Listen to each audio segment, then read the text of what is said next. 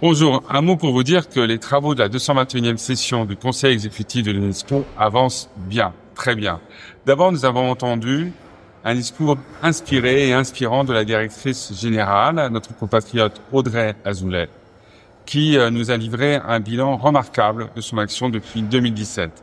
Ensuite, nous avons entendu 3 candidats à sa succession. Un candidat égyptien, un candidat congolais et une candidate mexicaine.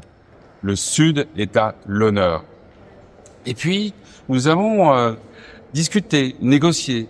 C'est un travail ici de consultation, d'écoute. Nous l'avons fait d'abord, évidemment, dans le cadre de l'Union européenne. Nous l'avons fait aussi avec nos grands partenaires. Et les résultats sont là. D'abord, bien sûr, nous avons adopté le budget, mais nous avons, plus important encore, réussi à obtenir, par exemple, que les États-Unis, contrairement à ce qui s'est passé à l'Assemblée générale des Nations unies, soutiennent le projet sur l'Ukraine. Voilà un résultat qui n'était pas forcément attendu. L'action de l'Ukraine, que ce soit pour la protection du patrimoine à Odessa ou que ce soit dans le domaine de l'éducation ou la liberté des journalistes. D'autres mesures aussi sont à signaler. Par exemple, le fait que nous ayons, malgré les tensions, malgré les drames épouvantables au Proche-Orient, obtenu un consensus sur l'action menée par l'UNESCO, que ce soit à Gaza ou que ce soit au Liban. Je m'en félicite. Et puis, de nouvelles initiatives sont nées. Par exemple, sur la Syrie. L'Allemagne est venue avec un projet que nous avons coparrainé qui va permettre d'appuyer la transition qui est en cours dans des domaines très précis, que ce soit le patrimoine, les journalistes, l'éducation. Voilà des sujets importants.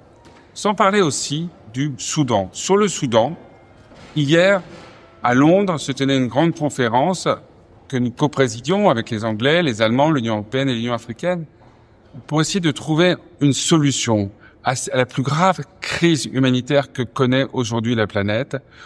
Il faut ne pas l'oublier, plus de 30 millions de personnes sont au bord de la famine après 2 ans de guerre civile. Plus de 13 millions de personnes sont déplacées.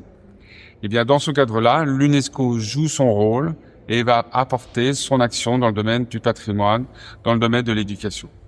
Voilà des mesures importantes.